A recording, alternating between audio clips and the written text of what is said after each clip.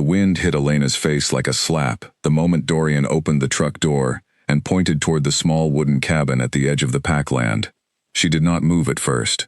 She thought she had misheard him. Her hand rested on her swollen belly, and she looked at him, waiting for him to laugh and say it was a joke. He did not laugh. "This is where you'll stay," Dorian said, his voice flat, as if he were talking about a piece of furniture and not the woman carrying his child. "The main house needs work. Pipes are broken. You'll be more comfortable here." Elena looked past him at the grand stone house sitting less than half a mile away, its windows glowing with warm yellow light, smoke curling from 2 of its 4 chimneys. Nothing about it looked broken. She could hear music drifting faintly from an open window, laughter too, though she could not make out whose. "Dorian, I'm 7 months pregnant," she said quietly. "That cabin doesn't even have proper heating." "There's a fireplace," he said, already walking toward the truck to grab her bag. "You'll manage. You always do." She wanted to argue, but exhaustion pressed down on her, thick and heavy, the kind of exhaustion that came not just from the long drive, but from months of swallowing words she wanted to say. She had learned, slowly and painfully, that arguing with Dorian rarely changed anything. It only made the silence afterward colder. The cabin door creaked when he pushed it open. Inside, dust floated in the weak light coming through a single window. A narrow bed sat against one wall, its blanket thin and gray. The fireplace Dorian had mentioned was small, its stones cracked, ash still sitting in the hearth from whoever had used it last, months ago by the look of it. "I'll bring firewood tomorrow," Dorian said, setting her bag on the floor. He did not look at her. He checked his phone instead, his thumb moving quickly across the screen, a small smile touching his lips at whatever he was reading. "Who are you texting?" Elena asked, though she was not sure she wanted the answer. "Pack business," he said too quickly, sliding the phone into his pocket. "I have to go. There's a council meeting tonight." "Now? It's almost dark." "It won't take long." He was already at the door. "There's water in the jug by the bed. I'll check on you in the morning." And then he was gone, his footsteps fading into the trees, leaving Elena alone in a cabin that smelled of dust and old smoke, with a baby moving restlessly inside her, and a cold settling into her bones that had nothing to do with the temperature. She sat on the edge of the narrow bed and pressed both hands against her belly, feeling the small kicks that always calmed her, even now. "It's okay," she whispered, though she was not sure if she was speaking to the baby or to herself. "It's going to be okay." She thought back to the early days with Dorian, when he used to drive 2 hours just to bring her favorite tea, when he used to sit with her for hours listening to her talk about nothing important at all. That version of him felt like a stranger now, someone she had read about in a story, rather than someone she had actually loved. The pack elders had arranged their mating 3 years ago, a joining meant to strengthen 2 bloodlines and secure Dorian's path to becoming Beta. At first, Elena had been afraid it would be cold and distant, the way arranged matings often were. But Dorian had surprised her. He had been warm, attentive, funny in a quiet way that made her laugh when she least expected it. She had let herself fall for him completely, believing that whatever the pack elders had started, they had built into something real. Somewhere along the way, that warmth had disappeared. She could not point to the exact day it happened. It had been gradual, like a slow leak in a tire, so quiet she had not noticed until she was already stranded. Night came fully now, and with it came the cold. Elena found a box of matches on a shelf and knelt by the fireplace, arranging the few dry logs someone had left stacked nearby. Her fingers shook as she struck the match, more from nerves than cold, though the cold did not help. The fire caught slowly, and she sat close to it, wrapping the thin blanket around her shoulders, watching the flames as if they might offer some kind of answer. A knock at the door startled her so badly she nearly dropped the blanket. She rose carefully, one hand supporting her back, and opened the door to find a young woman standing there, holding a lantern and a covered basket. "I'm Nadia," the woman said, her breath forming small clouds in the cold air. "I live in the cottage past the tree line. I saw the smoke and thought I'd check." "Are you Elena, Dorian's mate?" Elena nodded, relief washing through her at the sight of a friendly face. "Yes, please, come in." Nadia stepped inside, glancing around the cabin with an expression Elena recognized immediately, the look of someone trying to hide their shock. I brought some soup, Nadia said, setting the basket on the small table, and extra blankets. I didn't know anyone was staying out here. It's temporary, Elena said, though the words felt hollow even as she spoke them. The main house needs repairs. Nadia's eyebrows rose slightly, but she said nothing about it. Instead, she busied herself pulling a thick wool blanket from the basket and draping it over Elena's shoulders, on top of the thin one already there. You shouldn't be out here alone, Nadia said. Not in your condition. Does anyone else know you're here? Dorian knows, Elena said. He'll come check on me tomorrow. Something flickered across Nadia's face, gone before Elena could name it. Of course, Nadia said, her voice gentle now. Eat the soup while it's warm. I'll come back tomorrow to see how you're doing. After Nadia left, Elena ate the soup slowly, grateful for its warmth, grateful even more for the kindness of a stranger. It was a small thing, but it steadied her, reminded her that not everyone in this world had grown cold and distant. She banked the fire before she lay down, pulling both blankets over herself, listening to the wind press against the cabin walls. Sleep did not come easily. Every creak of the old wood made her tense. Every gust of wind sounded like footsteps outside. She thought about calling her mother, who lived 3 states away and worried constantly, but she did not want to hear the panic in her mother's voice, did not want to explain why she was sleeping in a cabin instead of the house she had been promised when she agreed to this mating. She thought, too, about the baby, about the nursery she had imagined so many times, painted in soft yellow with a mobile of small paper birds hanging above the crib. That nursery existed only in her mind now, a plan that felt further away with each passing day. Morning came gray and cold. Elena woke stiff and sore, her back aching from the thin mattress. She built the fire back up and ate a piece of bread she found in her bag, waiting for Dorian to arrive as he had promised. He did not come until well past noon, and when he did, he brought only a small bundle of firewood, dropping it by the door without meeting her eyes. "How was your night?" he asked, though the question sounded automatic, the way someone asks a stranger how their day is going. "Cold," Elena said simply. "Dorian, this isn't working. I need to be in the house. The baby is due in less than 2 months." "I told you, the pipes are broken." His jaw tightened. "Do you think I want you out here? I'm doing what I can." "Then let me stay with my mother until the repairs are done." "No." The word came out sharp, faster than she expected. He softened his tone immediately, as if catching himself. "I mean, the pack needs to see you here, close to the estate. It would look strange if you left now, so close to the birth. People would talk." Elena studied him, searching his face for the man she used to know. "People are already talking, Dorian. Nadia came by last night. She was shocked to see me out here alone." "Nadia should mind her own business," Dorian muttered, and something in his voice made Elena's stomach tighten with unease. "Is there something you're not telling me?" she asked. "Of course not." He picked up his phone, which had buzzed in his pocket, and read the screen quickly. Whatever he saw there made his expression shift, soften, in a way it never did around her anymore. "I have to go. There's pack business." "Dorian, I'll bring more supplies tomorrow," he said, already halfway out the door. "Stay warm." He left before she could say anything else, and Elena stood in the doorway watching him walk not toward the main house, but toward the tree line on the opposite side, the same direction. She realized with a slow, sinking feeling that Nadia's cottage sat. She told herself it meant nothing. Pack business could take him anywhere, but the thought stayed lodged in her mind for the rest of the day, refusing to be pushed aside, growing heavier with each hour that passed. That afternoon, she tried to distract herself by cleaning the cabin as best she could in her condition, sweeping the dust from the floor, wiping down the small window until it let in more light.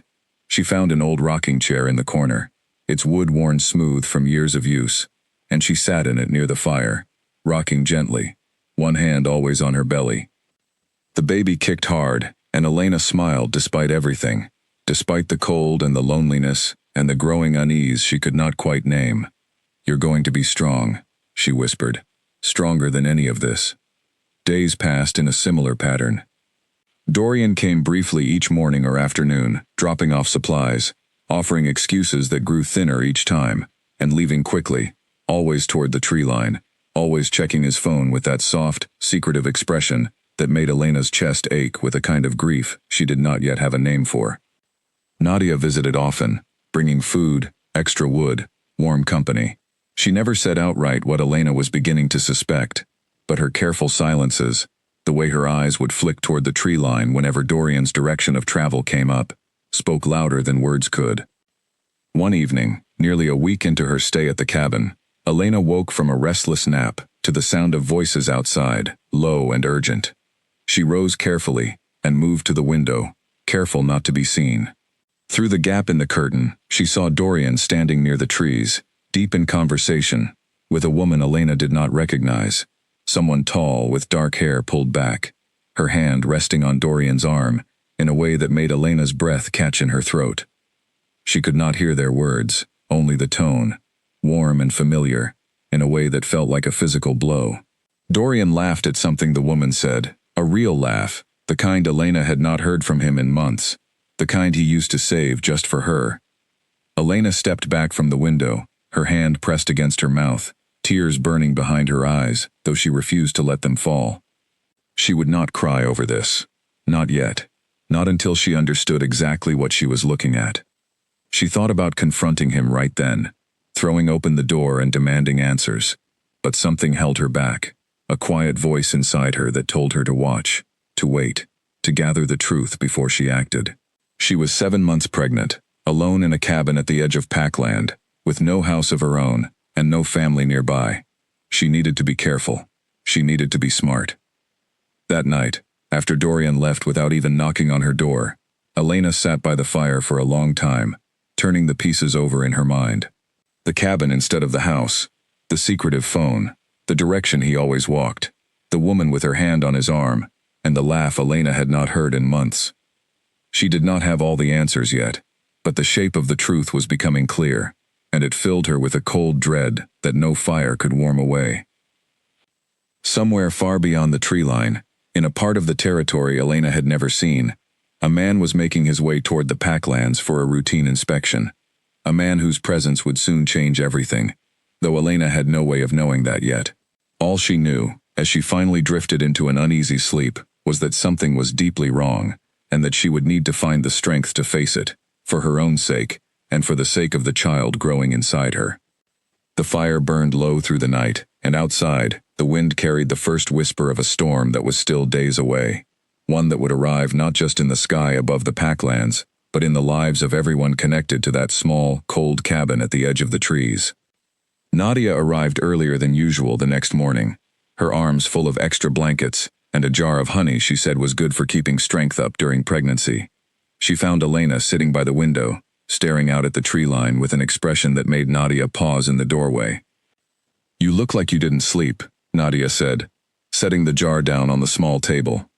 "I didn't, not much," Elena admitted. She hesitated, unsure how much to say, unsure if she trusted her own eyes yet, but the weight of carrying it alone had become too heavy. "Nadia, I saw Dorian last night. Near the trees. He was talking to a woman." Nadia's hands went still over the blankets she was folding. She did not look up right away, and that silence told Elena more than any words could have. "You know something," Elena said quietly. "Please, if you know something, tell me." Nadia sat down slowly across from her, choosing her words with visible care. "I don't like to spread stories," she said, "but I care about you, and I think you deserve to know what people are already saying." She took a breath. "Her name is Marisol. She grew up here, on the Packlands. Before the elders arranged your mating with Dorian, everyone assumed he would choose her. They were close for years." Elena's stomach tightened. "Close how?" "Close enough that when the elders announced Dorian's mating to you instead, it surprised a lot of people," Nadia said gently. "Marisol left the territory for a while after that. She only came back a few months ago." She paused. "Around the same time, people say, Dorian started acting different, distant, distracted." Elena pressed a hand to her chest, trying to steady her breathing. It matched everything she had noticed, every small absence, every secretive smile at his phone, every excuse that grew thinner by the week. "Why didn't anyone tell me?" "Because no one truly knew anything for certain," Nadia said. "It's easy to see two people talking, and imagine the worst, or imagine nothing at all."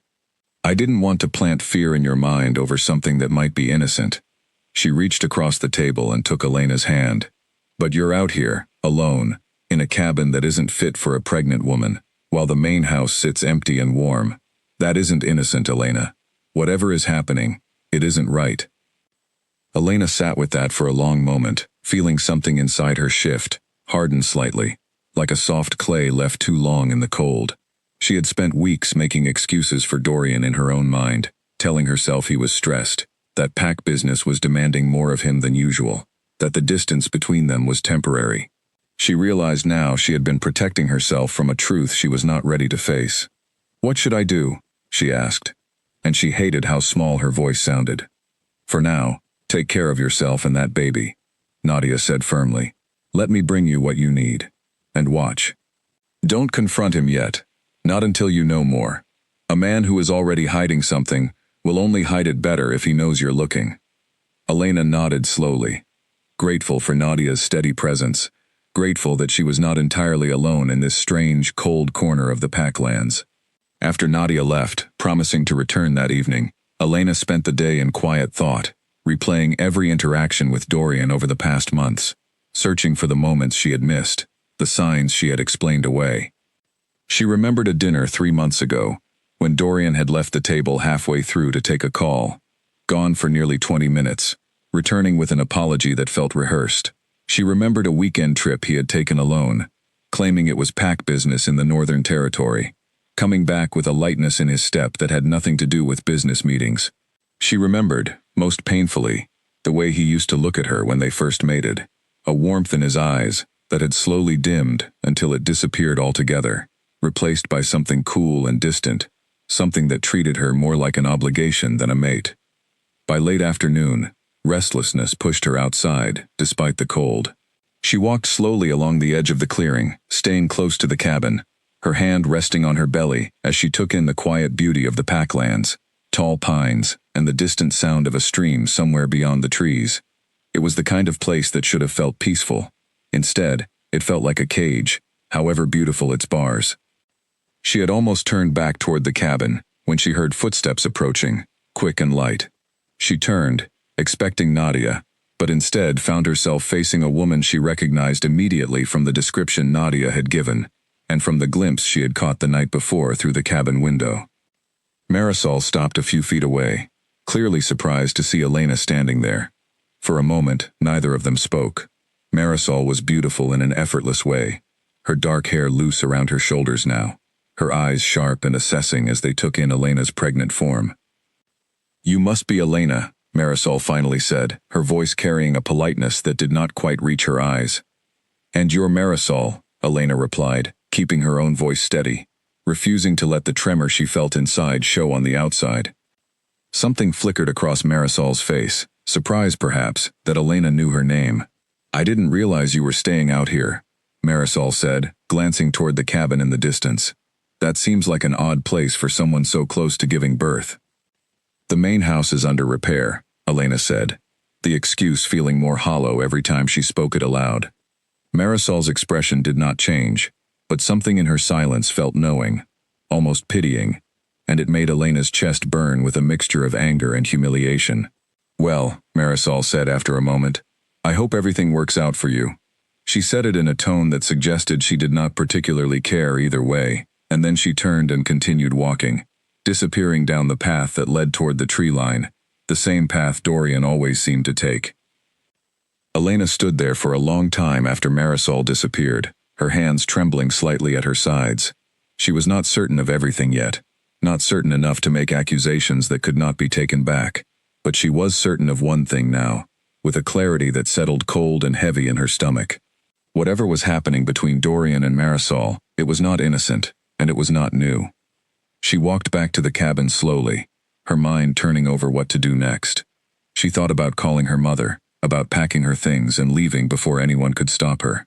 But something kept her rooted in place, a stubborn refusal to run before she understood the full shape of what she was facing, a need to protect not just herself, but the truth of what was happening here, so that when she did leave, if she left, it would be with everything laid bare, with no room left for Dorian to twist the story into something more forgivable than it truly was. That evening, when Dorian arrived with a small bag of groceries, Elena watched him carefully, searching his face, his movements, for any sign of guilt. He seemed distracted as always, his eyes drifting toward his phone every few minutes, his answers to her questions short and vague. "I ran into Marisol today," Elena said, watching his reaction closely. Dorian's hand paused halfway to his pocket, his phone forgotten for a moment. "Oh," he said, his voice carefully neutral. "She's back in the territory. I didn't realize she was around here." "She seemed to know exactly where I was staying," Elena said. "Odd, for someone who didn't realize I was out here." "People talk, Elena. It's a small pack." He said it quickly, dismissively, already moving toward the door. "I have to get back." "There's a meeting." "Another meeting," Elena said quietly, not quite a question. He paused at the door, and for a brief moment, something like guilt flickered across his face. There and gone so quickly, she almost doubted she had seen it at all. "I'll come by tomorrow," he said, and then he was gone, leaving her once again alone, with her thoughts, and the growing certainty that the life she had built with him was built on ground far less solid than she had ever imagined. That night, as she lay in the narrow bed listening to the wind press against the cabin walls, Elena made a quiet promise to herself, and to the child growing inside her. Whatever the truth turned out to be, however painful it might prove, she would not spend the rest of her life hiding from it, in a cold cabin at the edge of the trees.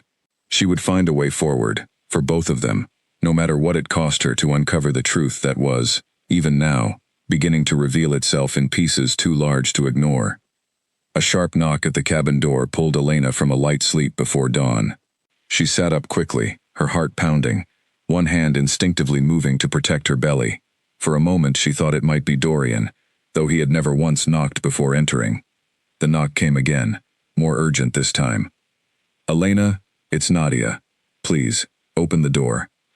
Elena rose carefully and crossed the cold floor, pulling the door open to find Nadia standing there, breathless, her lantern swinging in her hand, her face pale in the dim morning light. "What's wrong?" Elena asked, fear already tightening in her chest. "Nothing is wrong, not exactly," Nadia said, stepping inside quickly and pulling the door shut behind her. "But something is happening. Word is spreading through the pack that the Alpha King is coming for an inspection. He arrives this afternoon." Elena blinked, momentarily confused by the shift in subject. "The Alpha King?" "King Cassian," Nadia said. "He oversees every pack in this region. He visits maybe once a year, sometimes less. When he comes, he checks in on pack conditions, meets with the elders, makes sure everything is being run properly." She hesitated, glancing around the cabin with a meaningful look. "If he sees you out here, in this condition, staying in a cabin like this while the main house sits empty, it will raise serious questions, questions Dorian and the elders will not want asked." A small, unfamiliar spark of hope lit in Elena's chest, quickly followed by caution. "Would he even care? I'm not pack royalty, I'm just Dorian's mate." "King Cassian cares about how packs treat their own," Nadia said firmly. "I've heard stories. He's not like some of the other leaders who look away from what happens behind closed doors. If he learns how you've been treated, he won't ignore it." Elena sat down slowly on the edge of the bed, her mind racing. Part of her wanted to believe that help might finally be coming, that someone with real authority might see what was happening and put a stop to it. But another part of her, the part shaped by months of disappointment, warned her not to hope too much, not to expect a stranger, however powerful, to care about the quiet suffering of a woman he had never met. "Dorian will hide me," Elena said quietly. "He'll make sure the king never even knows I'm out here." "Maybe," Nadia admitted. "Or maybe the king will ask to see every mate on Packland, as part of his inspection. I don't know his exact methods, but I wanted you to know he's coming, so you're not caught off guard." She reached out and squeezed Elena's hand. "Stay strong today. Whatever happens, you're not as alone as you feel." After Nadia left, Elena spent the morning in a strange, restless state, half hoping and half dreading whatever the day might bring. She busied herself tidying the cabin as best she could, more out of nervous energy than any real belief that appearances would matter. By midday, she heard the distant sound of vehicles arriving at the main estate, engines and voices carrying faintly across the cold air, and she knew the king had arrived. Dorian did not come to the cabin that day. Hours passed with no sign of him, no supplies, no brief check-in, nothing. Elena tried not to read too much into his absence, but as the afternoon stretched into evening, a familiar ache settled into her chest, the quiet grief of being forgotten by someone who was supposed to care for her most. She was sitting by the fire, wrapped in the blankets Nadia had brought, when she heard footsteps outside, heavier and more deliberate than Nadia's light steps or Dorian's hurried pace. She rose slowly, bracing herself, and opened the door to find a tall man standing there, his presence immediately commanding despite the simple, dark clothing he wore. He was not dressed like pack royalty, no obvious markers of his status. Yet something about the way he held himself, calm and certain, told Elena immediately that this was no ordinary visitor. "I'm sorry to disturb you," the man said, his voice deep and even. "I was walking the property line and saw smoke from this cabin. I didn't realize anyone was staying out here." His eyes moved briefly to her belly, and something shifted in his expression, a flicker of concern quickly controlled. "Especially not someone in your condition." "I'm sorry. Who are you?" Elena asked, though some instinct already told her the answer. "Cassian," he said simply. "I'm here for the pack inspection." He paused, studying the cabin behind her with open curiosity, taking in the cracked fireplace, the thin blankets, the narrow bed. "May I ask why you're staying here, rather than in the main house?" Elena hesitated, torn between years of quiet loyalty to Dorian and the growing certainty that hiding the truth any longer would only harm her further. "The main house is being repaired," she said, the words feeling weaker than ever, as she spoke them aloud to this stranger, whose sharp eyes seemed to see straight through the excuse. "Repaired," Cassian repeated slowly, his tone carefully neutral, though something hardened faintly in his gaze. "I toured the main house not 2 hours ago. I saw no repairs underway. No workers, no equipment, nothing out of place." He looked at her directly now, his expression softening slightly. "You don't have to protect whoever told you that excuse. I only want to understand what's happening here." Elena's throat tightened, tears threatening, despite her effort to hold them back. She had grown so used to swallowing the truth, to smoothing over Dorian's absences and excuses for the sake of pack appearances, that speaking honestly to a stranger felt almost frightening. Like stepping onto ice she was not sure would hold her weight. "My name is Elena," she said finally, her voice trembling only slightly. "I'm mated to Dorian, the Beta's son. I was told to stay out here when I arrived. I've been here almost 2 weeks." Something dangerous flickered across Cassian's face, gone as quickly as it appeared, replaced by careful control. "2 weeks," he repeated. "In your final trimester. In a cabin with a broken fireplace and no proper insulation." His jaw tightened. "Has a healer seen you recently?" "Not since I arrived," Elena admitted.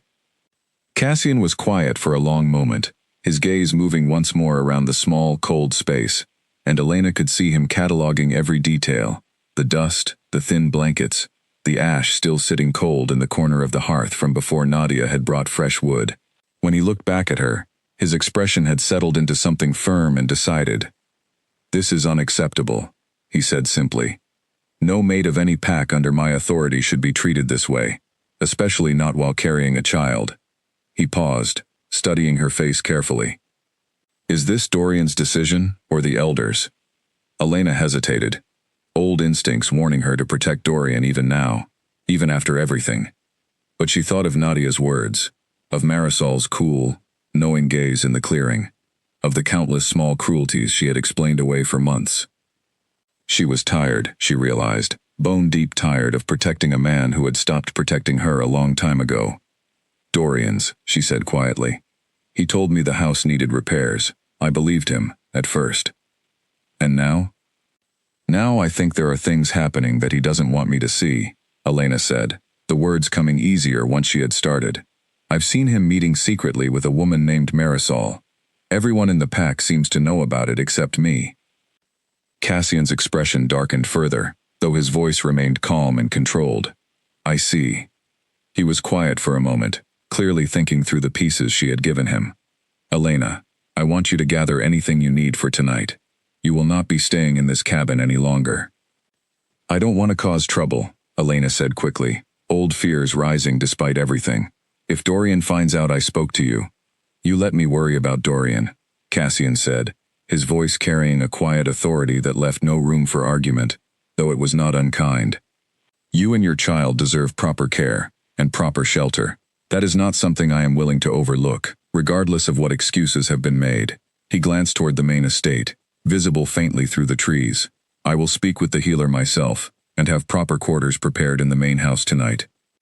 Elena stood frozen for a moment, unable to fully process what was happening, the strange mixture of relief and disbelief washing through her. For weeks she had felt invisible, her discomfort and fear dismissed or ignored by the one person who should have cared most.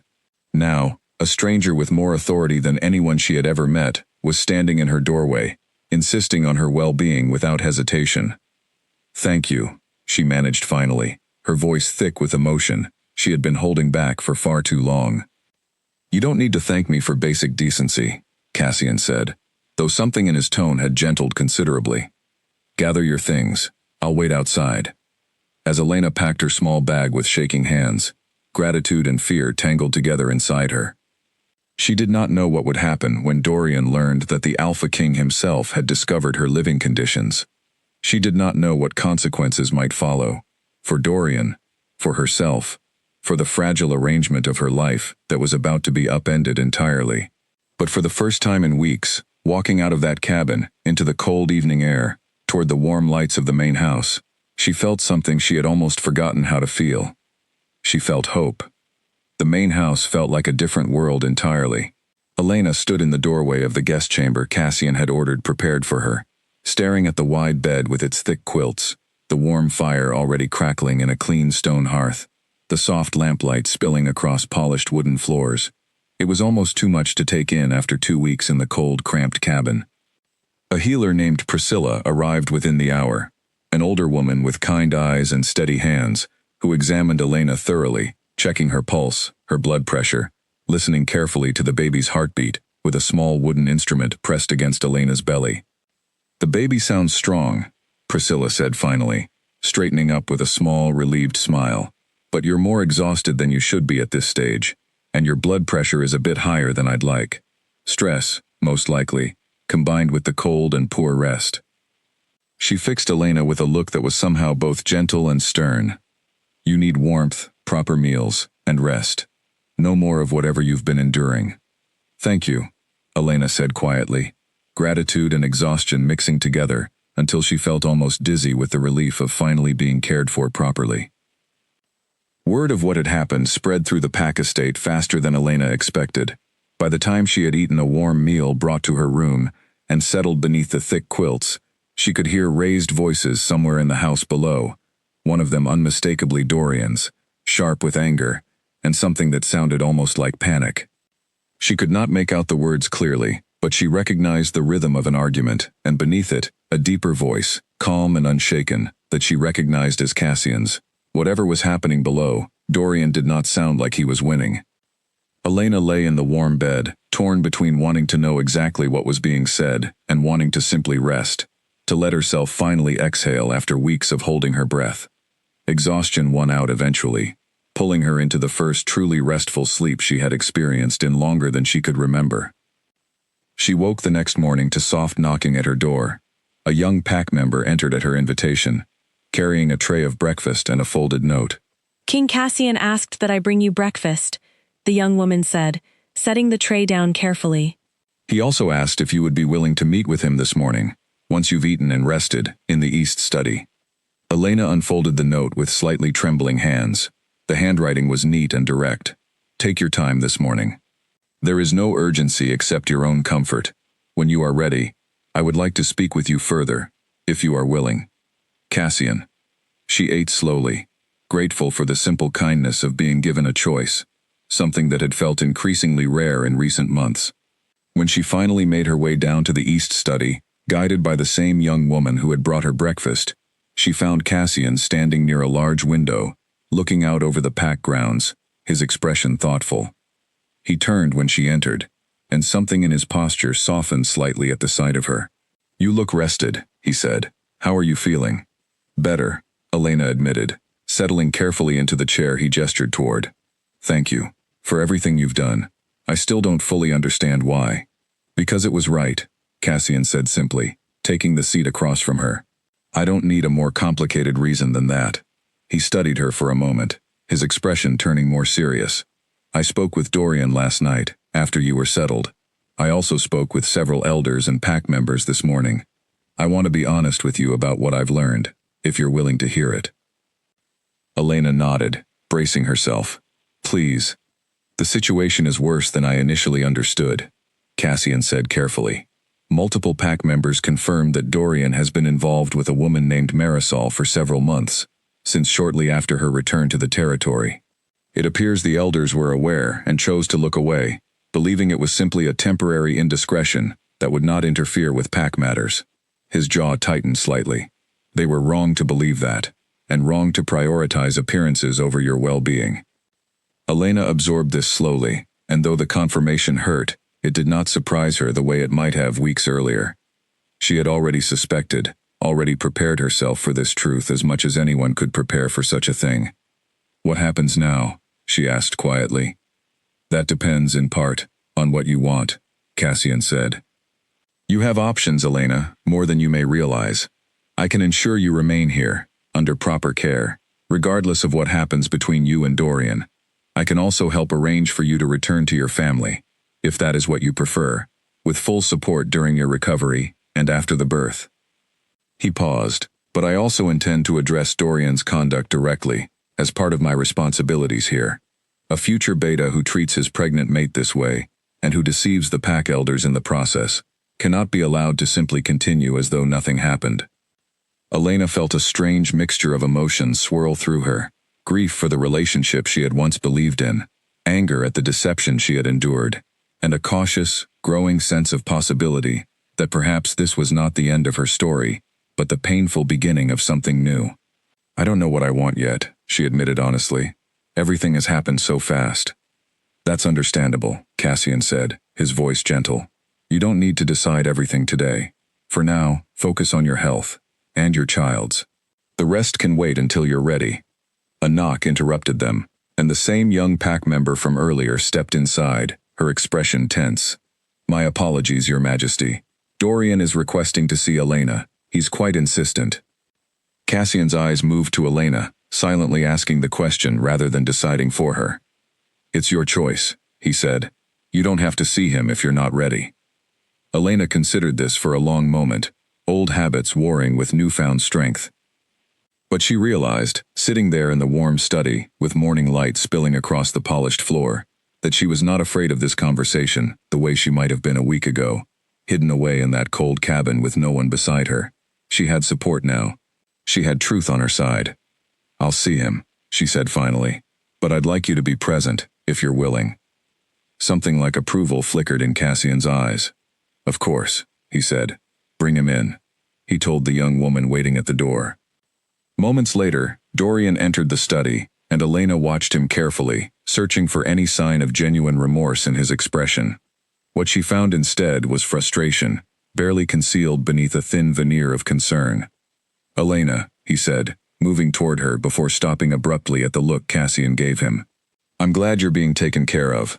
I would have moved you into the house myself, eventually. I just needed more time to sort out the repairs. There were no repairs, Dorian, Elena said quietly, her voice steadier than she expected. King Cassian toured the house. There was nothing broken. Dorian's jaw tightened, his eyes flicking briefly toward Cassian before returning to Elena. It's complicated, he said, his voice lower now, almost pleading. There were things happening that I didn't want to burden you with, not in your condition. Things like Marisol, Elena said, watching his face carefully, as she spoke the name aloud, directly, without hesitation. The silence that followed told her everything his words had failed to admit. Dorian's expression shifted through several emotions in quick succession, surprise, guilt, and finally, a kind of resigned frustration that made something inside Elena go cold and still. It's not what you think, he said finally, though the words sounded hollow even to Elena's ears. Then tell me what it is, she said. Tell me honestly, Dorian, for once. He glanced at Cassian again, clearly uncomfortable having this conversation with the Alpha King present, But something in Cassian's steady, unyielding gaze seemed to leave him no room to deflect or delay any longer. Marisol and I were close, before the elders arranged our mating, Dorian said finally, his voice quiet. When she came back to the territory, things became complicated again. I never meant for it to go as far as it did. He stopped, running a hand through his hair, frustration evident in every line of his body. I never asked for this arrangement, Elena. Not the mating, not any of it. The elders decided everything before I had a say. And so you decided to punish me for a decision that wasn't mine either, Elena said, her voice trembling now, not with fear, but with a slow-building anger that had been buried far too long. You made me sleep in a cold cabin while you spent your evenings with another woman, all so you wouldn't have to face the truth of your own unhappiness. Dorian had no answer for that, his silence confirming what words could not. Cassian, who had remained quiet throughout the exchange, finally spoke, his voice carrying an authority that filled the room completely. Whatever grievances you have with the arrangement made by your elders, Dorian, they do not excuse how you have treated your mate, especially while she carries your child. That is a failure of character, not circumstance. He rose from his seat, his presence commanding despite his calm tone. I will be reviewing this matter formally, alongside the Pack Council. Until then, Elena will remain here, under my protection, and you will not interfere with her care in any way. Dorian's face paled slightly, understanding dawning that this was not a conversation he could simply talk his way out of. Your Majesty, surely there's no need for formal review. This is a private matter. It stopped being private the moment your mate was left to endure conditions that endangered her health and your child's well-being, Cassian said firmly. There will be a review, Dorian. I suggest you prepare yourself accordingly. Dorian left the study soon after, his expression a mixture of anger and barely concealed fear, and Elena sat quietly for a long moment after the door closed behind him, processing the strange, painful relief of finally having the truth spoken aloud, witnessed, acknowledged by someone with the power to address it. Thank you, she said softly to Cassian, for believing me, for not letting him talk his way around it. You didn't need me to believe you, Cassian said gently. The truth was clear enough on its own. I only made sure it couldn't be ignored. He studied her for a moment, something warm and genuine in his expression. You're stronger than you realize, Elena. Whatever happens next, remember that. Elena held on to those words as she returned to her room that evening, turning them over in her mind like a small, steady light in the midst of everything still uncertain ahead. 3 days passed in the warmth and safety of the main house, and Elena felt herself slowly returning to a version of herself she had almost forgotten. Someone capable of laughing softly at small things, of sleeping through the night, without fear pressing against her chest. Priscilla checked on her daily, pleased with the steady improvement in her blood pressure, and the color returning to her cheeks. But peace, Elena was learning, rarely lasted long in a pack still tangled in secrets. On the 4th morning, Nadia arrived at the main house, breathless and anxious, asking to see Elena immediately. There's a council meeting called for this evening, Nadia said, once they were alone in Elena's room. The elders are furious that King Cassian is involving himself so directly in what they consider an internal pack matter. They're trying to convince him that this is overreach, that he should let the pack handle Dorian's conduct quietly, the way these things are usually handled. Elena felt a familiar tightness return to her chest. Quietly meaning nothing happens at all. Exactly, Nadia said grimly. Elder Garrick especially. He's been close to Dorian's family for years. He's already suggesting that your reaction has been exaggerated, that pregnancy hormones might be clouding your judgment about what really happened. Anger flared hot and sudden in Elena's chest, sharper than she expected. Clouding my judgment, she repeated.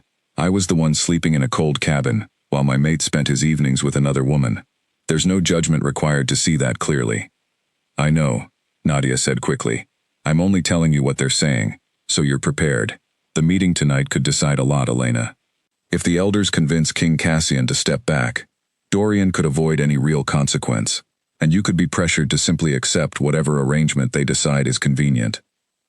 Elena sat with this for a long moment, old fears rising alongside a newer, steadier resolve that had begun growing inside her since the moment Cassian had first knocked on the cabin door. She was tired of being spoken about instead of spoken to, tired of decisions being made around her as though she were incapable of speaking for herself. "I want to attend the meeting," Elena said finally.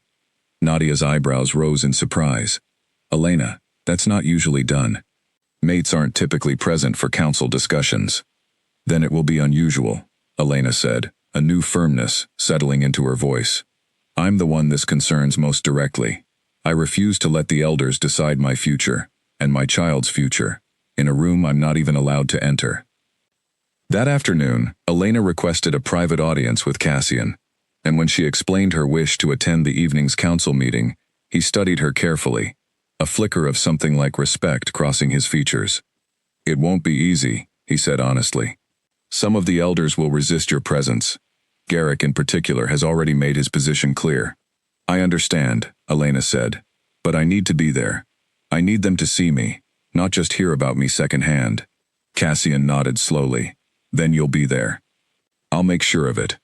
The council chamber was larger and more formal than Elena had expected. A long wooden table surrounded by elders whose expressions ranged from curious to openly disapproving when she entered the room beside Cassian, her hand resting lightly on her belly. Dorian sat near the far end of the table, his face pale, refusing to meet her eyes directly. Elder Garrick, an older man with sharp eyes and a voice that carried easily across the room, rose slightly as she entered. "Your Majesty, with respect, this is highly unusual. Council matters are typically discussed among elders and the parties directly involved in pack leadership, not—" "Elena is directly involved," Cassian interrupted smoothly, his tone leaving no room for argument. "Perhaps more directly than anyone else in this room. She will remain for the discussion." Garrick's jaw tightened, but he said nothing further, settling back into his seat with visible reluctance. Elena took the chair Cassian gestured toward, near the head of the table, and felt the weight of several curious, uncertain gazes settle on her. The meeting began with a formal review of the situation, elders speaking in careful, measured tones about pack conduct and the responsibilities of future leadership. Elena listened closely, noting how carefully some of them avoided direct mention of what had actually happened, framing it instead in vague terms: a misunderstanding, a private matter, a difficult adjustment for a young couple facing the pressures of an arranged mating. When Elder Garrick finally spoke directly about her circumstances, his tone carried a thinly veiled dismissiveness that made Elena's hands curl into fists beneath the table. "We must also consider," Garrick said, "that pregnancy can bring heightened emotions, sensitivities that may color how certain situations are perceived. I'm not suggesting anything happened, only that we should be cautious about drawing severe conclusions from what may simply be a misunderstanding between mates." Elena felt the old instinct to stay silent rise up inside her, the years of training in patience and deference that pack life had instilled in her. But she thought of the cold cabin, of Marisol's hand resting on Dorian's arm, of the countless small cruelties she had explained away for months in the name of keeping peace. She would not stay silent now. "With respect, Elder Garrick," Elena said, her voice steady, despite the way every eye in the room turned toward her. "I would like to correct that characterization directly." She straightened in her seat, meeting his gaze without flinching. "I was placed in a cabin with a broken fireplace, in my 7th month of pregnancy, while the main house sat empty and repaired. I was given excuses that did not hold up to even the simplest inspection. I discovered, through my own observation and the honesty of others in this pack, that my mate has been involved with another woman for months, a fact he ultimately admitted himself, in this very house, in front of King Cassian." She paused, letting the weight of her words settle over the room. "None of that is a misunderstanding, Elder." "None of that is heightened emotion clouding my judgment. It is simply the truth, however uncomfortable it may be for this council to hear." Silence followed her words, heavy and absolute. Several elders exchanged uncertain glances, clearly unprepared for such direct testimony. Garrick's face reddened slightly, though he said nothing further, his earlier confidence visibly shaken. Cassian, who had remained quiet throughout Elena's testimony, finally spoke, his voice calm but carrying an unmistakable edge of authority. "I have confirmed every detail Elena has just described, through my own inspection, and through testimony from multiple pack members, including some seated at this table." His gaze moved deliberately around the room, settling briefly on each elder in turn. This was not a misunderstanding. It was a clear pattern of neglect and deception, one that several of you were aware of and chose to overlook. Another elder, an older woman named Priscilla's sister Vivian, who had remained silent until now, finally spoke, her voice quiet but firm. I have to agree with the king. I've heard whispers about Dorian and Marisol for months. We should have addressed it long before it reached this point. She looked directly at Garrick. Our silence made us complicit in Elena's suffering. That's not something I'm willing to continue defending. The tide in the room seemed to shift slowly with Vivian's words, other elders nodding slightly, their earlier defensiveness softening into something more like genuine concern. Garrick, sensing the room turning against him, made one final attempt at deflection. Even if all of this is true, he said, his voice tighter now, Dorian is still set to become Beta. Removing him from that path over a personal matter could destabilize pack leadership at a critical time. A personal matter, Cassian repeated, his voice dangerously quiet now, carrying a weight that made even Garrick shift uncomfortably in his seat. Elder Garrick, a leader's character, is never merely a personal matter. How a man treats those most vulnerable to him, his mate, his unborn child, reveals precisely the kind of leader he will become. I will not entrust pack leadership to someone who has already shown such willingness to deceive and neglect those closest to him. The room fell silent again, and Elena watched, something like disbelief and vindication swelling in her chest, as the council's earlier resistance crumbled beneath the weight of truth finally spoken plainly and witnessed openly. For the first time since arriving at that cold, dark cabin weeks ago, Elena felt the true shape of justice beginning to take form, slow and imperfect, but undeniably real. Dorian, who had remained silent throughout the meeting, finally spoke, his voice strained. Your Majesty, please. I made mistakes, but removing me from the path to Beta would affect more than just me. It would affect my family's standing, generations of preparation.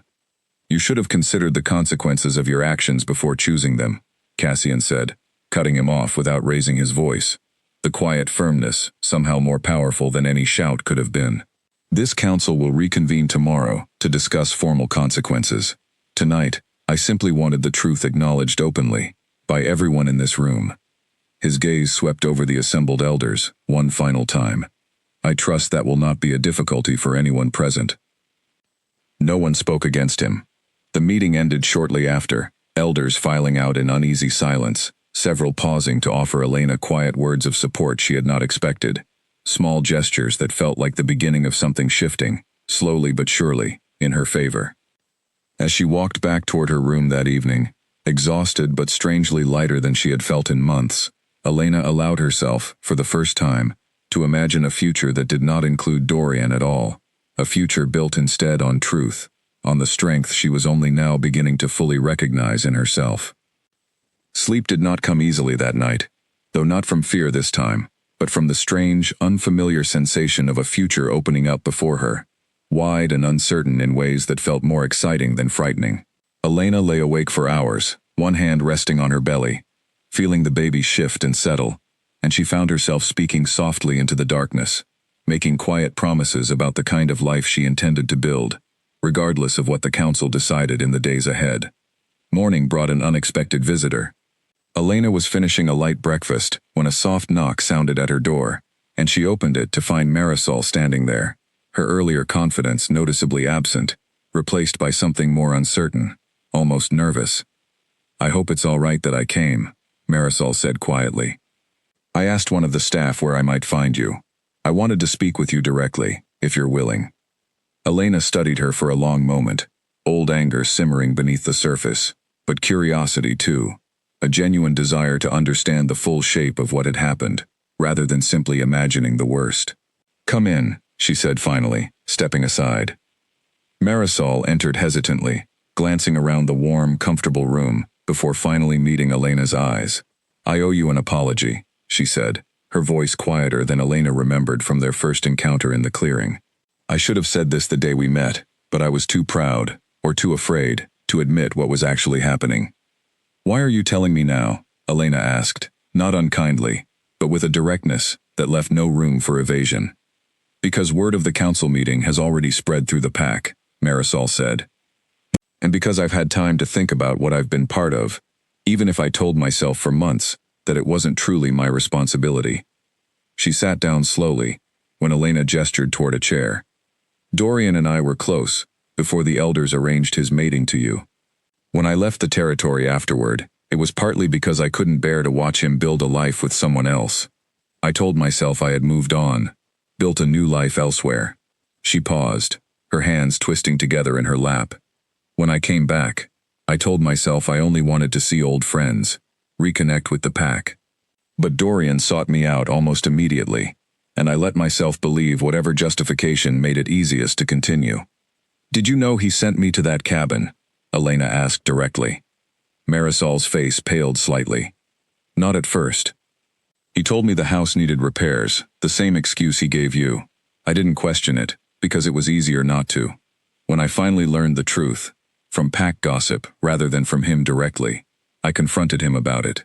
He brushed it off, said it was temporary, that you were being difficult about the arrangement. She shook her head slowly, disgust evident in her expression now, though whether directed at Dorian or herself, Elena could not entirely tell. I should have ended things the moment I learned that. Instead, I let myself keep believing his excuses, because admitting the truth would have meant admitting what kind of person I had become in the process. Elena absorbed this slowly, feeling a complicated mixture of emotions settle inside her.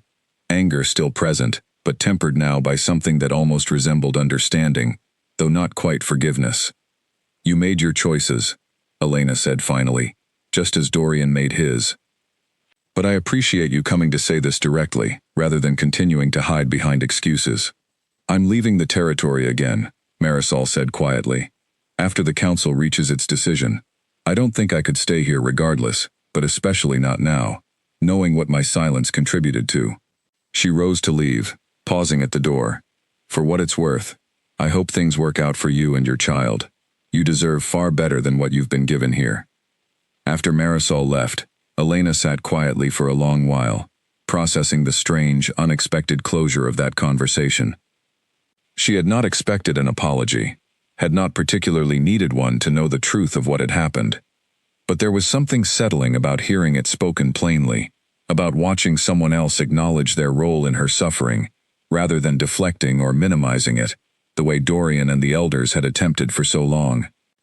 That afternoon, Priscilla arrived for another checkup, pleased to find Elena's vital signs continuing to improve steadily. Whatever is happening around here, Priscilla said with a small, knowing smile, it seems to be doing you good, but despite the stress of it all. I feel like myself again, Elena admitted, surprised by how true the words felt as she spoke them. I'd almost forgotten what that felt like. As evening approached, word arrived that the council would reconvene the following morning to announce their formal decision regarding Dorian's conduct and his standing within pack leadership. Elena felt a familiar nervousness return at the news, though it was tempered now by a steadiness she had not possessed just days earlier. Whatever the council decided, she reminded herself, she had already reclaimed something far more important than any formal ruling could grant her. She had reclaimed her own voice, her own certainty in the truth of her experience, and no decision made in that council chamber could take that away from her again. She spent the evening quietly, writing a long letter to her mother, finally explaining everything that had happened, no longer smoothing over the difficult truths for the sake of appearances. It felt like shedding a weight she had carried far too long, and by the time she finally drifted off to sleep, Elena felt something close to peace settle over her, fragile but real, a foundation she intended to build upon regardless of whatever the morning's council meeting might bring. The council chamber was fuller than it had been 2 nights earlier, word of the unfolding situation having spread through the pack until nearly every senior member of the community had gathered, some standing along the walls when the chairs ran out. Elena sat near Cassian once again, her hands folded calmly in her lap despite the nervous energy humming beneath her composed exterior. Dorian arrived last, flanked by his father, the current beta, whose expression was carefully unreadable, though the tension in his shoulders suggested he understood the gravity of what was about to unfold. Dorian himself looked pale, his earlier defiance from the previous meeting replaced by something more like resignation. Elder Garrick opened the proceedings, his voice notably less confident than it had been days earlier. This council has spent the past day reviewing testimony and evidence regarding the conduct of Dorian, heir to the beta position, toward his mate Elena during her pregnancy. He glanced briefly at Cassian before continuing. Given the severity and clarity of the findings, King Cassian has requested to address the council directly regarding his judgment in this matter. Cassian rose slowly, his presence filling the chamber with quiet authority, as every eye turned toward him. "I do not make decisions like this lightly," he began, his voice carrying easily to every corner of the room. "But the evidence in this matter has been clear and consistent from every source I have consulted, including Dorian himself, who has not denied the core facts of what occurred." He paused, letting his gaze sweep across the assembled pack members. Dorian pressured his pregnant mate into isolated, inadequate living conditions, under false pretenses, conditions that endangered both her health and the health of his unborn child. During this same period, he pursued a continued relationship with another woman, deceiving both his mate and this council in the process. Dorian's father shifted uncomfortably beside his son, but said nothing, his jaw tight with barely contained emotion Elena could not quite identify. "Leadership within a pack is not merely a matter of bloodline or preparation," Cassian continued. "It is a matter of character, of how a person treats those who depend on them most directly. Dorian has demonstrated, through his own choices, a willingness to deceive and neglect those closest to him for his own comfort and convenience. I cannot, in good conscience, allow such a person to ascend to a position of leadership over this pack." A ripple of reaction moved through the gathered crowd, murmurs and shifting bodies, though no one spoke openly against the king's words.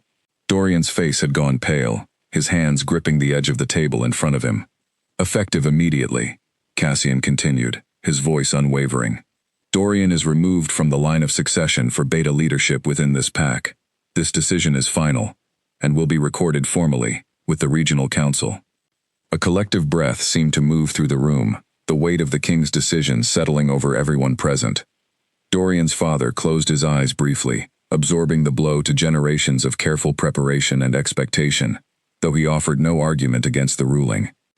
"Furthermore," Cassian continued, "given the severity of the deception and neglect involved, this council will formally acknowledge the invalidity of expecting Elena to remain bound to an arrangement built on such treatment.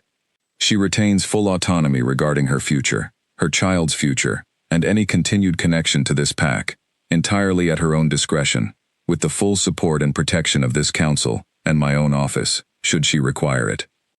Elena felt something powerful settle over her at those words, a formal, undeniable acknowledgement of everything she had endured, spoken not in whispered pack gossip or careful private conversation, but openly, before the entire community that had once looked away from her suffering. Dorian rose slowly, his expression a mixture of shame and something that might have been genuine grief, though whether for the loss of his position or the loss of the life he had carelessly damaged, Elena could not be certain. "Your Majesty," he said quietly, "I understand the weight of this decision. I won't argue against it." He turned to look at Elena directly, for the first time since the meeting began, something almost pleading in his expression. "Elena, I know I don't deserve it, but I am sorry. For all of it." Elena studied him for a long moment, feeling the complicated tangle of emotions that came with facing someone who had hurt her so deeply, someone she had once genuinely loved. "I believe that you're sorry, Dorian," she said finally, her voice steady and calm. "But sorry doesn't undo the weeks I spent alone in that cabin, wondering if I mattered to you at all. It doesn't undo the lies, or the fear I carried for our child's safety, while you were elsewhere, choosing someone else over your own family." She paused, feeling a quiet strength settle into her words. "I hope you learn from this. I truly do, but I won't be building any future around waiting to see if you have." The chamber remained silent as her words settled over the room, and Elena felt no triumph in the moment, only a clean, clear sense of closure, a door finally shutting on a chapter of her life that had caused her so much unnecessary pain. The council meeting concluded shortly after, elders and pack members slowly filing out, several pausing once more to offer Elena quiet words of support, apologies for their earlier silence, promises of assistance in whatever came next. Dorian's father approached last, his expression heavy with a shame Elena had not expected to see from him. "I failed in my responsibility to ensure my son understood the weight of the mating we arranged," he said quietly. "I am sorry for the role our family played in your suffering, Elena.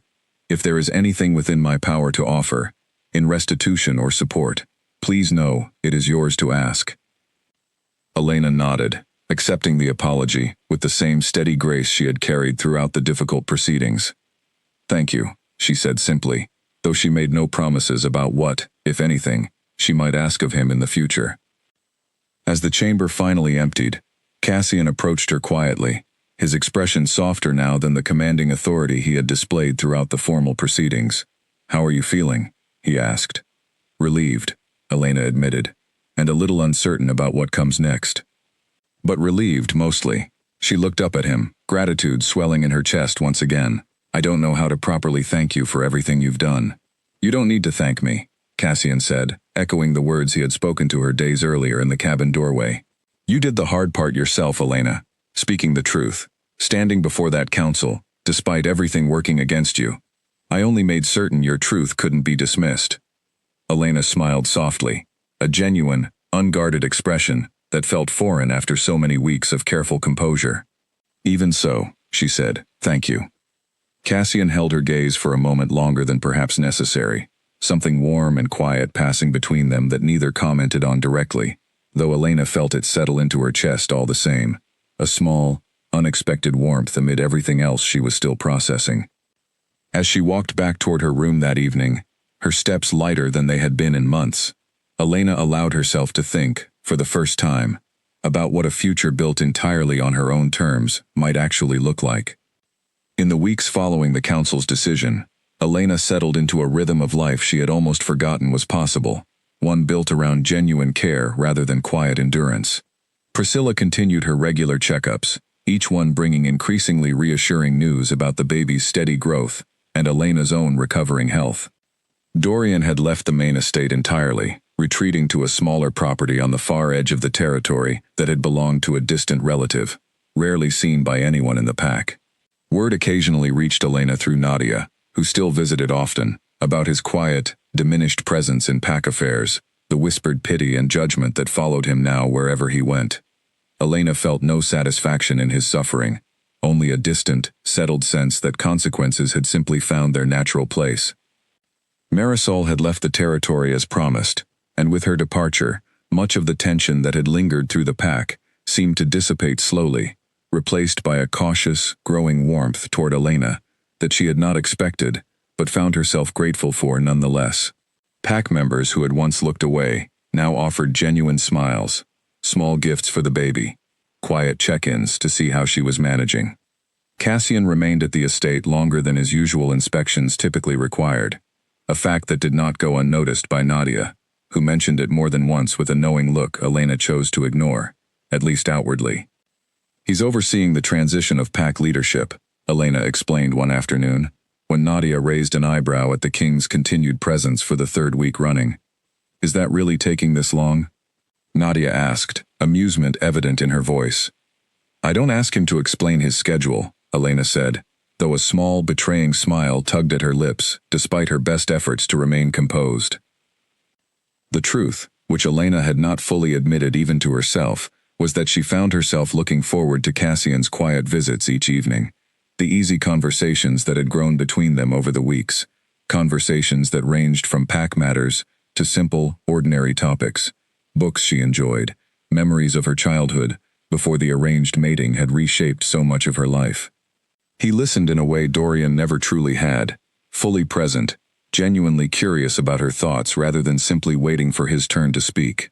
One evening, as autumn settled fully over the packlands and the baby's due date drew steadily closer, Cassian found her sitting on the wide porch of the main house, wrapped in a warm shawl, watching the last light fade behind the tree line. May I join you? He asked, and Elena nodded, making room on the bench beside her. They sat quietly for a while, comfortable in a silence that had become familiar between them over the weeks. I'll need to return to the capital soon, Cassian said finally, breaking the stillness. There are matters requiring my attention that I've delayed longer than I probably should have. Elena felt an unexpected pang at the thought of his departure, more intense than she had allowed herself to acknowledge until that moment. Of course, she said, keeping her voice carefully even. You've already done so much for me. I don't expect you to remain indefinitely. That's not quite what I meant, Cassian said, turning to face her more directly. "I've found myself reluctant to leave, and not simply out of concern for how you're managing." He paused, choosing his next words with visible care. "I've grown to care for you, Elena, more deeply than I expected when I first knocked on that cabin door. I don't say this to pressure you, especially not now, so close to your due date, with everything else you're still processing. But I didn't want to leave without being honest about it." Elena sat with his words for a long moment, feeling something warm and hesitant unfurl in her chest, tempered by old caution born from months of disappointment. "I care for you too," she admitted finally. "More than I expected to, given everything that's happened. But I'm afraid, Cassian. Afraid of trusting my own judgment again, after how wrong I was about Dorian." "That's fair," Cassian said gently. "I'm not asking for certainty, Elena. Only honesty. I'll be here, for as long as you need, and when you're ready, if you're ever ready, I'd like the chance to build something real with you. No pressure, no arrangement forced upon you by anyone else. Simply a choice, freely made, whenever you feel prepared to make it." Elena felt tears gather in her eyes, though these were different from the tears she had shed in that cold cabin weeks earlier, tears born not of grief or fear, but of a cautious, growing hope she had almost forgotten how to feel. "Thank you," she said softly, "for giving me the space to figure that out." Cassian reached over and gently took her hand, a simple gesture that carried more warmth and genuine care than months of Dorian's absent affection ever had. They sat together as full darkness settled over the Packlands, the quiet comfort between them saying more than either of them needed to voice aloud in that moment. Labor began on a cold morning nearly 3 weeks later, sudden and sharp, pulling Elena from sleep with a tightening pain across her belly that left no doubt about what was happening. She called for help immediately, and within minutes, the entire household had sprung into careful, practiced motion. Priscilla, arriving quickly with her assistants, calm and steady, despite the urgency of the moment. Nadia arrived soon after, taking her place at Elena's side, holding her hand through each contraction, with a steady, reassuring presence that helped Elena focus through the pain. Word reached Cassian within the hour, and though tradition might have kept him at a formal distance during such a private moment, he remained close by throughout the long hours that followed, checking in quietly, ensuring Elena had everything she needed, his presence a steady comfort even from beyond the room itself. The hours stretched long and difficult, pain building in waves that left Elena exhausted between each one, but Priscilla remained calm and encouraging throughout, guiding her steadily through the process with the practiced skill of someone who had welcomed countless pack members into the world before. "You're doing wonderfully," Priscilla said during a brief pause between contractions. "Not much longer now." Elena nodded, gathering what strength remained for the final push she could feel building. Nadia squeezed her hand tightly, whispering steady encouragement, and with one final surge of effort, the room filled suddenly with a small, indignant cry that brought tears rushing to Elena's eyes despite her exhaustion. "A healthy girl," Priscilla announced, her voice warm with genuine joy as she carefully placed the small, wriggling bundle against Elena's chest. "Strong lungs on this one." Elena stared down at her daughter, overwhelmed by a rush of love so immediate and powerful it seemed to erase every difficult moment that had led to this point. The cold cabin, the lies, the long nights of uncertainty. None of it mattered now, not compared to the small, perfect face looking up at her with dark, curious eyes. "Hello," Elena whispered softly, tears streaming freely now. "I've been waiting so long to meet you." Word spread quickly through the household, and by the time Elena had rested enough to receive visitors, a small, warm crowd had gathered outside her room, Nadia beaming with pride, Priscilla checking one final time to ensure both mother and daughter were healthy and settled, several pack members who had grown fond of Elena over the past weeks, offering quiet congratulations and small, thoughtful gifts. Cassian entered last, his usual commanding presence softened into something almost shy as he approached the bed, his eyes moving between Elena's exhausted but radiant face and the small bundle sleeping peacefully in her arms. "May I?" he asked quietly, and Elena nodded, carefully shifting the baby so he could see her more clearly. "She's beautiful," Cassian said softly, something tender and unguarded in his expression that Elena had rarely seen from him before. "What will you name her?" Elena had thought about this often during the final weeks of her pregnancy, turning over various names in her mind, but the answer had settled clearly in her heart only in the past few days. Hazel, she said, after my grandmother. She always told me strength doesn't have to be loud to be real. Hazel, Cassian repeated softly, testing the name gently. It suits her. He stayed for a while longer, quietly observing, as Elena settled Hazel back against her chest, the baby's small fingers curling instinctively around Elena's own. There was no pressure in his presence, no expectation, only quiet, genuine warmth that felt entirely different from the cold distance Elena had grown so accustomed to during her pregnancy. I should let you rest, Cassian said eventually, rising carefully. But I wanted you to know, I'm here, whenever you're ready for anything, whether that's simply friendship or something more. There's no timeline you need to follow. Elena smiled softly, exhaustion and joy mixing together into something she had not felt in longer than she could remember. Genuine contentment, uncomplicated by fear or uncertainty. Thank you, Cassian, she said, for everything. As he left quietly, Elena looked down at her daughter's peaceful, sleeping face and felt a profound sense of gratitude settle over her, not just for the safe arrival of her child, but for the long, difficult journey that had led her here, to this moment of genuine safety and care, surrounded by people who had chosen to stand by her when it mattered most. 6 months passed gently, each week bringing small, steady changes that Elena had once feared she would never experience, watching Hazel grow stronger and more curious by the day, her small laugh filling the main house with a warmth that seemed to soften even the coldest corners of pack life. Elena found herself settled into a rhythm of genuine peace, something she had almost forgotten was possible after the difficult months that had preceded her daughter's birth. Dorian remained on the outskirts of pack life, his standing diminished, though he made occasional, careful efforts to see Hazel, efforts Elena allowed cautiously, believing that whatever had passed between them, her daughter deserved the chance to know her father, provided he approached that relationship with genuine care, rather than the careless disregard he had once shown Elena herself. To his credit, he seemed to be trying, humbled by everything that had happened, though Elena remained watchful, unwilling to extend trust too quickly a second time. Cassian's visits to the Packlands had grown more frequent over the months, his official duties providing a convenient excuse that fooled no one, least of all Elena herself, who had come to treasure the steady, patient warmth he had shown her since that very first night at the cabin door. Their friendship had deepened slowly, carefully, built on honest conversation and genuine respect rather than rushed expectation. And somewhere along the way, without either of them naming it directly, that friendship had grown into something Elena recognized, with quiet astonishment, as real and steady affection.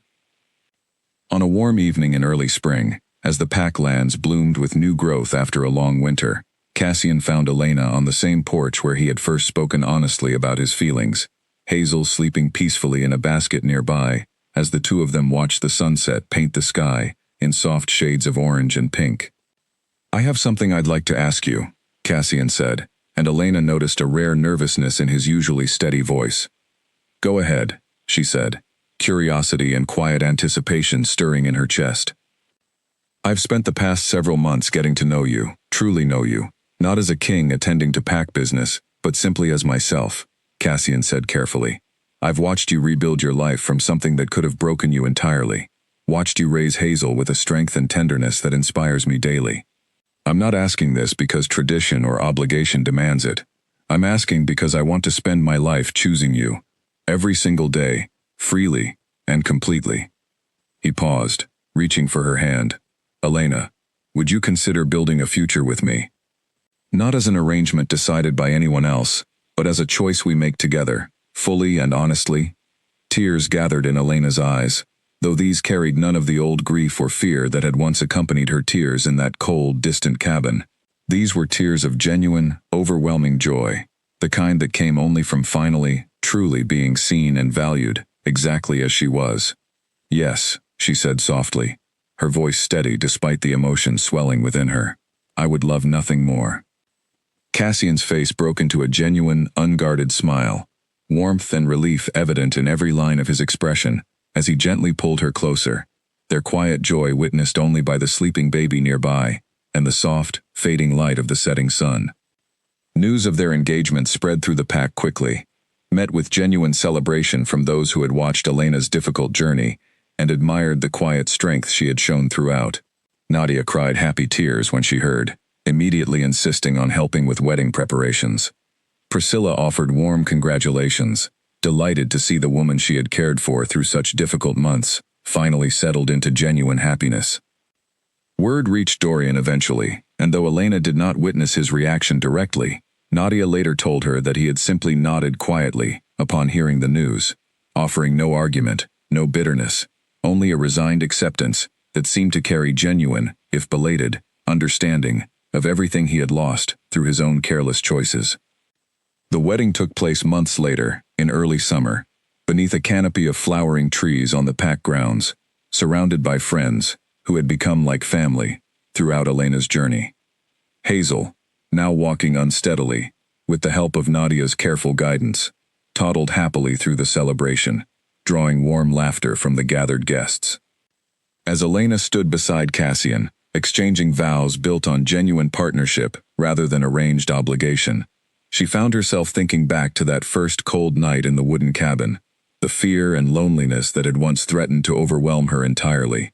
She thought of every difficult step that had led her from that dark, uncertain place to this warm, sunlit moment, surrounded by genuine love and hard-won happiness.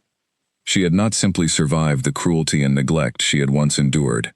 She had emerged from it stronger, wiser, and ultimately happier than she could have ever imagined possible during those long, cold nights alone.